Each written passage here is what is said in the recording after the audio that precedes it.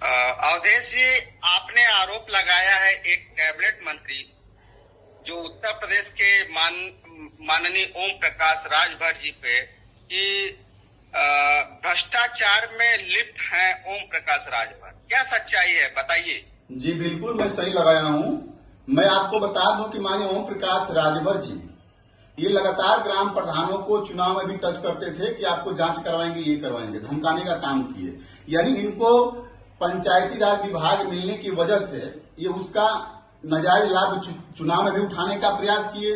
और अब जो है कि अब ये ग्राम प्रधानों से पैसा लेकर उनका पैरवी कर रहे हैं। जैसे मान लीजिए कुछ गांव में जांच लगी है, वो सस्पेंड भी हो चुके हैं। और मान लीजिए कि मेरे ब्लॉक चिलकहर के अंतर्गत मेरा ग्राम सभा है चिंतामणिपुर, वहां पे जो है कि ग्राम प्रधान की जांच हुई है, जिसमें ग्राम प्रधान ने पुराने ईंट का इस्तेमाल किया है और 30 टाली ईंट का नए ईंट का भुगतान किया। और मनरेगा में फर्जीवाड़ा जो कि ऑनलाइन मतलब पकड़ा गया, फर्जी हाजिरी लगाते हुए। और आपको बता दूं, तीसरी बात यह है कि मनरेगा में करीब सैकड़ों से अधिक लोगों का फर्जी जॉब कार्ड बनाकर 30 लाख से ऊपर जो है कि पैसा उतारने का काम किया है। उसकी हमने जांच कराया है कि ये माननीय श्री ओम प्रकाश राजभर जी लगातार डीपीआरओ को फोन कर रहे हैं, जो आला कर्मचारी हैं उनको फोन करके ये दबाने का प्रयास कर रहे हैं और ग्राम प्रधानों से ये पैसा लेने का काम करते हैं। अरविंद राजभर जी हैं और ओम प्रकाश राजभर जी, दोनों लोग ये फोन करके उनको इस मामले को दबाना चाहते हैं। आखिर में क्यों दबाना चाहते हैं? क्योंकि देखिए, उत्तर प्रदेश के यशस्वी मुख्यमंत्री जी वो लगातार भ्रष्टाचार मिटाने में लगे हैं और वो चाह रहे हैं कि हर एक गांव का विकास हो। और विकास देखिए, जब तक भ्रष्टाचार रुकेगा नहीं तब तक होगा नहीं। और ये ओम प्रकाश राजभर जी भ्रष्टाचार का बढ़ावा देने का मतलब क्या हुआ? यानी ये भी उसमें लिप्त हैं। अच्छा, लिप्त हैं? जी बिल्कुल लिप्त हैं। ये कैसे आप कह सकते हैं कि वो लिप्त? अब बिल्कुल देखिए, मैं आपको बता दूं कि मैं स्वदेव भारतीय समाज पार्टी का एक हमारे मित्र हैं, कार्यकर्ता हैं, वो खुद डीपीआरओ को फोन किए तो डीपीआरओ साहब बोले कि उसका साक्ष्य मेरे पास है। डीपीआरओ साहब बोले कि ये बताओ कि बैठक में जाते हो कि नहीं जाते हो? वो नेताजी बोले कि बैठक में जाता हूं, बात क्या है बताइए। तो पहले अपने नेता से बात कर लो। आपका नेता उधर प्रधान का पैरवी कर रहे हैं और आप इनके तरफ से फोन किए हैं, तो आप क्या कह सकते हैं इस पे?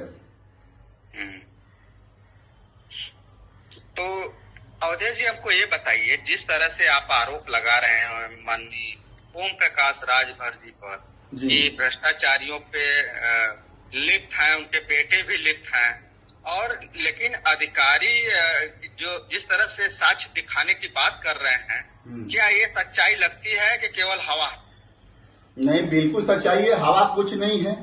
मैं आपको बता दूं कि माननीय जिलाधिकारी जी ने आदेश किया, टीम गठित किया, जांच भी हुआ। जांच हुआ है 5 जुलाई को और 5 जुलाई से माननीय ओम प्रकाश राजभर जी इस मामले को दबाकर जो रिपोर्ट आखिया है, वो भी रिपोर्ट आखिया है जांच की, वो भी उपलब्ध नहीं होने दे रहे हैं।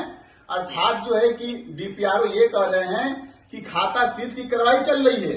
ये बताइए कि खाता सीज की जो कार्रवाई चल रही है, खाता सीज की कार्रवाई जब तक आप 95(1)G का नोटिस नहीं भेजे और खाता सीज की कार्रवाई कैसे कर रहे हैं?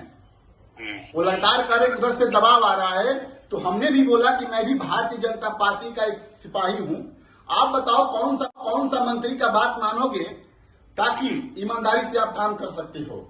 तो मैं बता दूं कि 23 तारीख को मुलाकात किया था डीपीआरओ बलिया से। डीपीआरओ बलिया ने हमें 7 दिन का मोहलत दिया है कि 7 दिन में आपका काम हो जाएगा। जो है कि जांच जो हुई है, जांच सही नहीं हुई है। जो अधिकारी कर्मचारी जांच करने गए थे वो उसमें गड़बड़ लीला किए हैं, चाहे जैसे किए होंगे। तो हमको 1 हफ्ते का दीजिए। अब मंत्री जी का मैं बात नहीं सुनूंगा, मैं 1 हफ्ते में कार्रवाई करूंगा। लेकिन कष्ट इस बात की है कि जो भ्रष्टाचार हो रहा है, हमारे प्रदेश के जो मंत्री हैं, जो उस विभाग के मंत्री हैं, इनको कहां से चाहिए कि नहीं भ्रष्टाचार को मिटाया जाए और गांव को कैसे विकास के रास्ते पे लेकर जाया जाए। अभी देखिए, इनको 6-7 महीना मंत्री बने हो गया, लेकिन अब तक ये कितने राजभर समाज को ये आवास दिए, कितने को शौचालय दिए, कितने को नाली चकोट बनाने का काम किए हैं ये। अभी राजभर समाज की ही मैं बात करूं तो ये पूरा भारतीय जनता पार्टी ने इनको मौका दे रखा है कि ओम प्रकाश राजभर आपको इस प्रदेश का बहुत बड़ा मंत्री बनाया जा रहा है, पंचायती राज आप जो चाहें कर सकते हो, विकास जितना बहाना है बहा दो बस्तियों में, ग्राम सभाओं में, लेकिन ये तो काम मंत्री जी कर नहीं रहे हैं। इनके जो कार्यकर्ता हैं ये जिंदगी भर ये क्या किए हैं, मैं तो 8 साल 10 साल रहा हूं, इसी का मैं विरोध किया हूं। ये लोग दलाली का काम करते हैं और पूरा चांस मिला है, मौका मिला है, पूरा कार्यकर्ता भी प्रधानों को पकड़ कर लूट रहे हैं और उल्टा सीधा काम करवा रहे हैं। मंत्री का यही हाल है। जिस तरह से ओम प्रकाश राजभर पूरे उत्तर प्रदेश में चर्चित नाम से जाने जाते हैं, उस तरह से क्या मंत्री जी समाज का भला कभी सोचते नहीं है या केवल अपना ही भला सोचते? देखिए, माननीय ओम प्रकाश राजभर जी स्वदेव भारतीय समाज पार्टी एक फैक्ट्री बनाए हैं। अच्छा, ये स्वदेव भारतीय समाज पार्टी ने एक फैक्ट्री है पैसा कमाने की। मैं शुरू से ही कह रहा हूं कि आप ही देख लीजिए, जब ये चुनाव आता है, जिला पंचायत का आता है, उसमें टिकट बेचने का काम करते ही कार्यकर्ता चुनाव नहीं लड़ता है। जब सपा से भी गठबंधन किए तभी 17 सीट पाए, 17 सीट में एक भी राजभर को चुनाव नहीं लड़ा पाए। राजभर की तो बात छोड़ दीजिए, स्वदेव भारतीय समाज पार्टी का एक भी बेचारा जो है कार्यकर्ता चुनाव नहीं लड़ पाया। तो ये कहीं ना कहीं फैक्ट्री है, ये कमाने का, अपने किस तरह से हमारा बेटा आगे बढ़े, किस तरह से पुतोहा आगे बढ़े, किस तरह से हम बढ़े, ये लगातार इनका चल रहा है। समाज जाए भाड़ में, नहीं तो मैं कह रहा हूं ना कि पंचायत राज मंत्री बने हैं, कितने अपने कार्यकर्ताओं को काम दिए कि नहीं, लो एक नाली का काम करा लो, एक रोड का काम करवा लो। जितने जो कार्यकर्ता हैं, चाहे समाज के जो लोग हैं, जो गरीब हैं, जो झोपड़िया में आज भी जूझ रहे हैं, जो नाली रोड पे जो है कि रोड जो है कि नाली पर आ गया है और नाली रोड पे चला गया है, यानी कहने का मतलब कि दोनों मिलकर पानी बह रहा है, लोग घुटना पर हेल कर जा रहे हैं गांव में, उस पर इनका ध्यान क्यों नहीं जा रहा है? ये उल्टे जो है कि गलत प्रधान का पैरवी क्यों कर रहे हैं ये? अगर देखा जाए तो ओम प्रकाश के गांव में एक बार हम इसी तरह गए थे घूमने के लिए, तो वहाँ के उनके प्रधान से बातचीत हुई तो वो बोले कि हमारे गांव में न तो आंगनवाड़ी है न स्वास्थ्य केंद्र है। अब सोचिए कि उस गांव के बच्चे पढ़ने के लिए 2 किलोमीटर 3 किलोमीटर दूर जाकर के पढ़ते हैं। सोचिए कि एक कैबिनेट मंत्री के गांव में अगर ऐसी स्थिति बनी रही तो सोचिए कि इसे ऐसे कैबिनेट मंत्री बनने से क्या फायदा। आप देखिए, ये तो बहुत बढ़िया सवाल उठाए हैं। ये ओम प्रकाश राजभर अपने गांव को नहीं जगा पाए, अपने गांव का विकास नहीं कर पाए।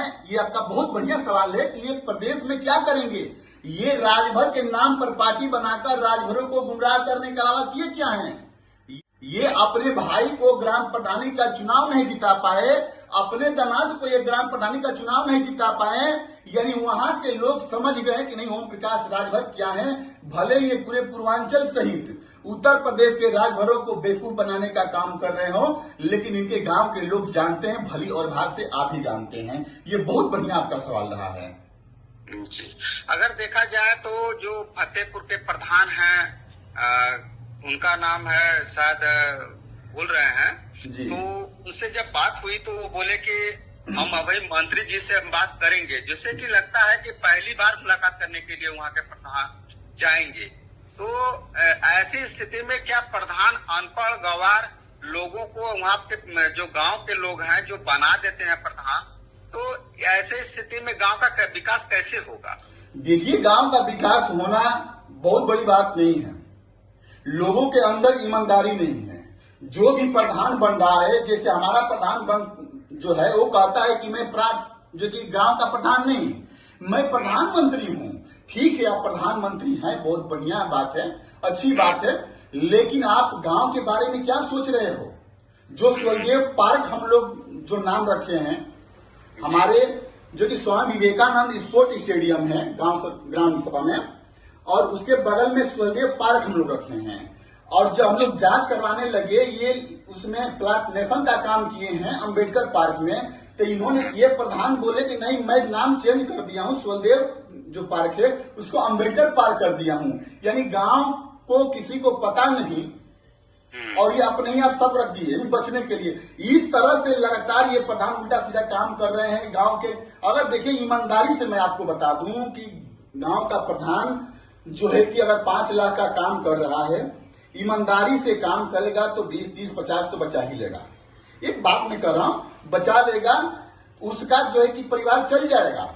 लेकिन ये ग्राम प्रधान बिना काम किए हुए ग्राम, देखिए इसमें प्रधान के नाते कुछ उनका मानदेय जो बनता है उससे भी तो हाँ बिल्कुल सरकार इनको 5,000 मानदेय दे रही है। मैं मान लेता हूँ 5,000 में नहीं होगा, बहुत सारी समस्याएं गांव में होती हैं। लेकिन जो काम आप कर रहे हैं ईमानदारी से भी करेंगे, 5 लाख का तो 20-30 हजार रुपया बचा लेंगे। अगर 20-30 हजार रुपया बचा भी ले रहे हैं तो ईमानदारी से आपका परिवार चल जाएगा और गांव का इतना बढ़िया विकास होगा कि आने वाले समय में या जो चल रहा है वो गांव दिखेगा कि हाँ गांव के लोग भी खुश रहेंगे और आपको चुनने का काम करेंगे। लेकिन वो उतना ही नहीं, ये ग्राम प्रधान चाह रहे हैं कि पूरा के पूरा धन हम जो लूट लें। पहला जो ग्राम प्रधान है, बीडीओ है, सेक्रेटरी है, उसमें जेई है और इसमें मंत्री तक भी लिखते हैं जो विभाग के हैं। तो अवधेश जी हमको ये बताइए कि 2027 का चुनाव अभी 1.5 साल 2 साल अभी होने को भाई बाकी है, लेकिन अभी 10 विधानसभा का उपचुनाव होने जा रहा है, इस पे आप क्या कहना चाहेंगे? देखिए, मैं तो भारतीय जनता पार्टी का एक सिपाही हूं, कार्यकर्ता हूं और ओम प्रकाश राजभर एक भारतीय जनता पार्टी के कार्यकर्ता को परेशान कर रहे हैं, प्रताड़ित करने का काम कर रहे हैं। निश्चित रूप से ओम प्रकाश राजभर 27 में ये चुनाव नहीं जीत पाएंगे, मेरा भविष्यवाणी है ये। आप इसको नोट कर लीजिएगा, फिर 27 में इस चीज को पूछिएगा हमसे और फिर कहिएगा कि ओम प्रकाश राजभर की हार निश्चित है, क्योंकि राजभर समाज इनको समझ चुका है और ओम प्रकाश राजभर की वजह से ही बीजेपी भी हार सकती है। बहुत अच्छा लगा अवधेश जी आपसे बात करके।